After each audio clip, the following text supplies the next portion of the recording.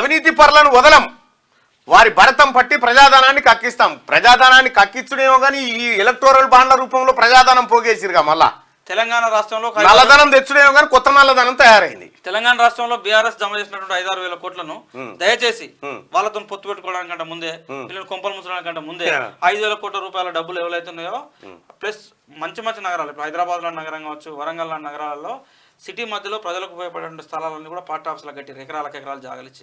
So అవన్నీ కూడా తీసి మళ్ళీ తిరిగి ప్రజల అకౌంట్లో ఫస్ట్ కలపండి. అట్లా మీరున్న 6,000 కోట్ల అసలు 6,000 కోట్ల రూపాయలు మీరు అన్నట్టు నిన్న ఒక లెక్క చెప్పారు, మంచి లెక్క.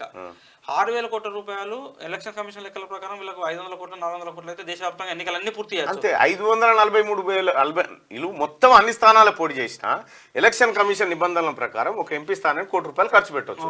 543 కోట్లు చాలు. సభలకు సమావేశాలకు ఇంకొక 500 కోట్లు వేసుకో, 1000 కోట్లు పోతే ఇంకొక 5,000 కోట్ల రూపాయలు ఎందుకు వాళ్ళ దగ్గర? అయితే 5,000 కోట్ల రూపాయలు ఎలక్ట్రల్ బాండ్సే కదా మనం చూపెట్టిన లెక్క. నగదు ఎంత ఉన్నది ఆ పార్టీకి సంబంధించి ఇంకా లెక్క తెలియాల్సినాయి. ఆ పార్టీకి సంబంధించిన నగదు నాకు తెలిసి ఒక 4-5 కోట్లు ఈజీగా నగదు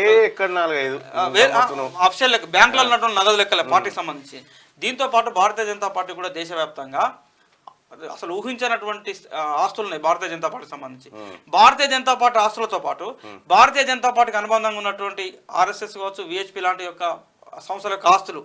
సో ఇవన్నీ లెక్కలు చేస్తే ఈజీగా భారతీయ జనతా పార్టీ దగ్గర 1,50,000 కోట్ల నుంచి 2,00,000 కోట్ల రూపాయల నగదు ఆస్తులు ఉంటాయి. వారి భరతం పట్టి ప్రజాధనాన్ని కక్కిస్తాం. ఇంకేనాడు సార్ 10 ఏళ్ళు తమాషా చేతిరి. ఇప్పుడు ఏదో ఎన్నికల మూడ కవితను తీసుకపోయి మేము ఎవరు నమ్మే పరిస్థితిలో లేదు. ఇందుకు తెలంగాణ ప్రజల మద్దతు కావన్నట. కాంగ్రెస్ది ఓన్లీ తెలంగాణ ప్రజల మద్దతు ఒకటే తక్కువైనా అది అంతే కదా. మీకు 303 సీట్లు ఇత్తిరి మొన్న. వాళ్ళ ఇప్పుడు భారతీయ జనతా పార్టీ సూపు అవినీతి పరుల మీద అవినీతి పరులను కక్కేయడం కాదు, ఈడీఐటీని. నేను ఒకటి చెప్తా నరేంద్ర మోడీ గారు ఒక మాట, దీని కథ ఎలక్టోరల్ బాండ్ల సంగతి ఏందో ఒకసారి అంటే నాకు వచ్చినటువంటి సమాచారాన్ని చెప్తా. ఇప్పుడు ఎలక్టోరల్ బాండ్లకు సంబంధించి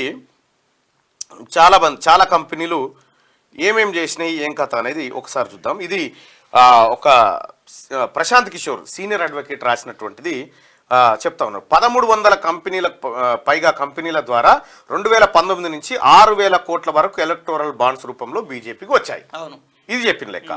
ఇంత పెద్ద మొత్తంలో ఫండ్ సేకరణలో బీజేపీ అవలంబించిన అక్రమ మార్గాలు ఏంటేంటి అనేది ఒకసారి చూస్తే క్విడ్ ప్రోకో, ఎలక్టోరల్ బాండ్లను విరాళంగా ఇచ్చి ఆ వెంటనే ప్రభుత్వం నుంచి భారీ ప్రయోజనాలు పొందిన కంపెనీలు చాలా ఉన్నాయి. ఒకటి mega engineering and infra company 800 కోట్లకు పైగా ఇచ్చింది. ఎప్పుడు 2019లో. 2023 ఏప్రిల్లో 140 కోట్ల విరాళం ఇచ్చారు.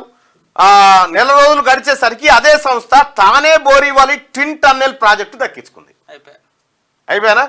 ఇక ఇంకోటి 2022 అక్టోబర్ 7న జిందాల్ స్టీల్ అండ్ పవర్ 25 కోట్లు ఇచ్చింది. ఆ తర్వాత 3 రోజులకే వాళ్లకు గారే ఫాల్మా 4/6 బొగ్గు గాని కట్టబెట్టారు.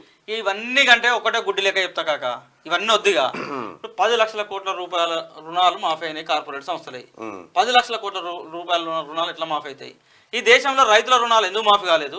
10 లక్షల కోట్ల రూపాయల కార్పొరేట్ కంపెనీల రుణాలు ఎందుకు మాఫీ అయినాయి? గిందుకు వచ్చినాయి. రైతులు పైసలు ఏలేరు కాబట్టి తిరిగి వాళ్ళ రుణాలు మాఫీ కాలేదు. వాళ్ళు తిరిగి పైసలు చెల్లించారు కాబట్టి వాళ్ళ రుణాలు మాఫీ అయినాయి. ఇంతకంటే ఎక్కువ ఏం కావాలి? ఇంతకంటే పెద్ద అవినీతి ఇంకేముంటుంది ఈ దేశంలో? Congress the 2G, BRS the ప్రాజెక్టుల స్కామ్, మనదే ఓవరాల్. అంతే కదా. కేంద్రంలో మేము మళ్ళీ వస్తే ఇక్కడ కాంగ్రెస్ ను ఇష్టారాజ్యంగా వ్యవహరించనివ్వం. తెలంగాణ కళలను బీఆర్ఎస్ కాంగ్రెస్ చిదిమేశాయి. రాష్ట్రం నలిగిపోతోంది. అవినీతిని ఇతర రాష్ట్రాలకు విస్తరించాయి. దళిత డిప్యూటీ సీఎంను అవమానిస్తున్నారు. నాగర్ కర్నూలు సభలో ప్రధాని మోడీ మీరు మాట్లాడినటువంటి మాటలు తెలంగాణ రాష్ట్రాన్ని ఇచ్చుడే తల్లి నుంచి బిడ్డను వేరు చేసుడని చెప్పి తలుపులు పెట్టి ఇచ్చిరని చెప్పి అప్రజాస్వామికం అని చెప్పి 1,200 మంది బిడ్డల ఆత్మ బలిదానం మీద చమత్కారం మాటలు మాట్లాడిన నరేంద్ర మోడీ గారు, మీరు కేంద్రంలో మేము మళ్ళీ వస్తే ఇక్కడ కాంగ్రెస్ ను ఇష్టారాజ్యంగా వ్యవహరించడం దాని అర్థమైంది. ఇక్కడ కాంగ్రెస్ ఉంచమని చెప్పదలుచుకున్నావా? అంతే కదా. ఇక్కడ కాంగ్రెస్ ఉంచమని చెప్పదలుచుకున్నావా? అసలు నువ్వు కేంద్రంలో వచ్చే పరిస్థితి ఉందా? ప్రధానమంత్రి గారు దళిత డిప్యూటీ సీఎం ను అవమానిస్తున్నారని అన్నాడు కదా.